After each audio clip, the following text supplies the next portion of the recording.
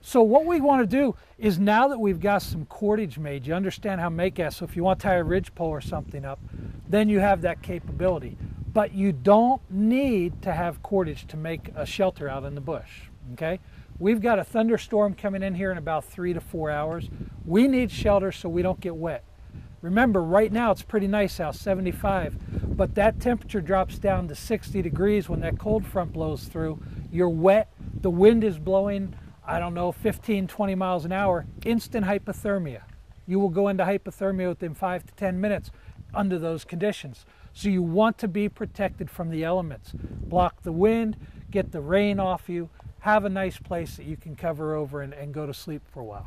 So what we're going to do now is take a walk along here and show you some different thoughts and ideas for sheltering, okay? Well, one of the things that I know I'm immediately going to get from some of my YouTube people, because a lot of them are seasoned veterans, is that we've got a stream bed behind us, okay? You don't want to camp or set up a shelter in a stream bed, in a wash, in something that the water's going to come down and flood you out, or you'll end up being downstream when you wake up in the morning, okay? So what you want to do is build far enough back. Now our stream bed here is totally dry. Interesting, because we came down here with the idea we're going to have water, and we're going to show you how to get primitive water later on from tapping a few trees and from digging out water and different things. But the stream bed's dried out. If we got a heavy enough rain, I would imagine that stream bed would rise up a foot, 2 foot. That's not going to flood us where we're going to build our shelter. But before we come to this area and build our shelter here, let's take a look at a couple other different areas and thoughts what we could do. Now, if we had the availability of a cave in the area, and when we look up over on this other side, we can see that on the south side here, there might be overhangs and caves and rocks. You could just climb under one of them, instant made shelter. Okay, you can't see them really. I don't know, Jeff, if you can get a picture on that other side. But as we walk up, down through here, you'll be able to see. So let's go this way.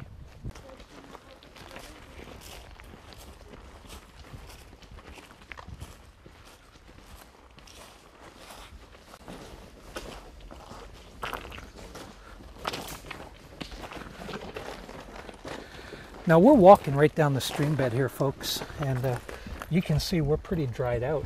We're going to be in a lot of trouble in a primitive situation without any kind of water. But I'm going to show you later on. If you can look over into this area, Jeff, you can see it's still pretty moist in here. So when you get these dips and things, if you don't find a pool, which we've got a couple pools out here still, but we could dig down here with a digging stick just a couple of inches and probably get some moisture up. So good thing to remember, find those low points even in the dried up spring beds, and you're going to have moisture down there.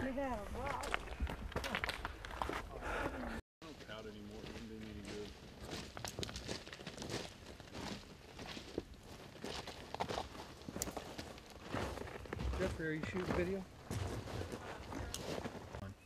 Okay, so as you can see, there's a lot of different kind of places that you can build shelters. We've got rock overhangs. We have tree croppings where you have a really great canopy over your head. That might be shelter enough. If you're in underneath of a cedar tree, what they call red cedar here, or juniper, you get in underneath of that, you've got shelter on top of you. But I want to show you how to throw together a real quick, primitive shelter that will keep you not only dry, but will actually keep you warm if you're caught out in the fall, spring, even the winter, depending on how much insulation you put in it. So what we're going to do, instead of building this thing absolutely with nothing else around us, is we're going to use what we have here, which is a deadfall. This is an old deadfall sycamore. It's laying up off the riverbed a little bit. Again, I wouldn't typically be this close to the river if possible, but in an emergency, it's going to work. This kind of shelter that we're talking about right now is only going to take us probably 30 minutes as a group to throw together. If you were doing it individually, it might take you a couple hours. But that's a couple hours well spent to be dry, to be warm through the night. One thing you want to remember is that when you're doing these shelters, build them very small. You only want them big enough that you can fit inside of them.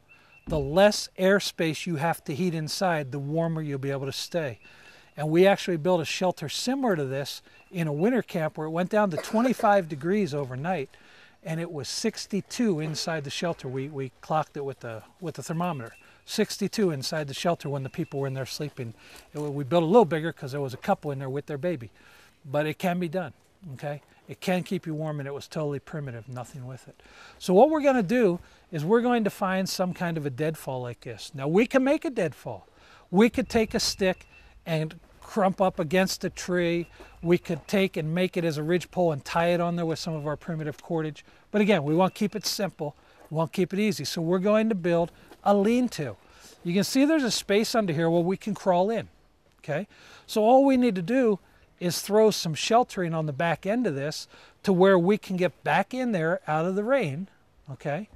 And then we're going to be safe. Now, one of the things you want to remember when you're building a shelter, south is basically this direction right now from where we are. North is basically this direction.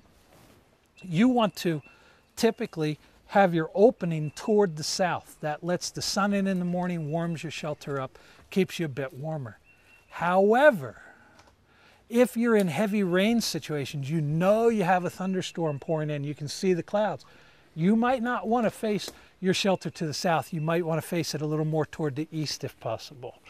But this one is facing pretty much south-southwest. So we're going to use this just to get the idea of it. What we're going to do is lean some ridge poles up against here. And then we're going to get some of this debris that we see laying all over in here, and we're going to begin to pile that debris on top of this. Now we're going to test it out, okay? So we're going to get to work. You guys will be back with you on camera after we get this part of the way done. Let's get the frame up first. Then we'll throw the sheltering on. So let's get to it. Let's get some framework for this. Let's get it on there at least 7 foot long or so, and we'll be back.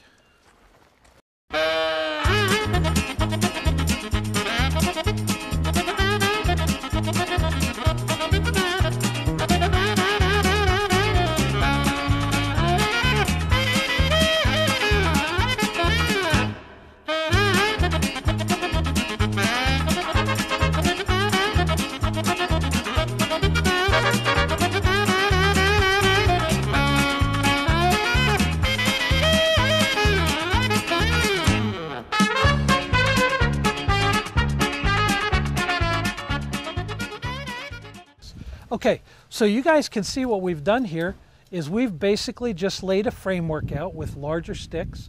Then we've put that smaller framework across there, and that's going to hold all of our mulch, our grasses, our debris until we get this thing about 2 foot high with debris. Then we're going to have a waterproof shelter. So next thing to do is let's get some debris on there, and then we're going to get some of you guys inside to test it out and see how it works, okay? Not all the debris that we would put up on a shelter like this, but it gives us immediate cover from the wind, from the rain. And what we want to do is get that as deep as from our fingertip to our armpit. When we've got it that deep, we are then waterproof, okay? So what we do is we keep building this up, and we might work on it throughout the time here. Then we put branches on top to keep it all from blowing away. Work on it day by day. So what we want to do now, we've got the shelter finished. Let's go around the other side and get some of you guys to try this out and see how it looks and how it fits. It's about 6 foot long, so it ought to fit most of the young ones here. All right, here we are. We've got our shelter pretty well finished off again. Could put a little bit of different stuff on it. But what I want to do is to have Jeff turn around. We have Becca and Rachie in there cleaning out the rocks. Have Jeff turn around a little bit and get a shot under there. And we're going to have some of these young snaps get in there. So come on, Cameron Denny, the man from North Carolina. Get in there and tell me what you think, brother. Now imagine a little layer of leaves underneath you or some of this sand piled up. Is that going to work for you? Oh yeah, that's very good. You got a nice little shelter there. You got a nice shelter. Again, imagine you're going to put some bedding in there. You're going to be safe. Again, we're going to build this out a little deeper. Who else wants to try in there? Rachel, go ahead.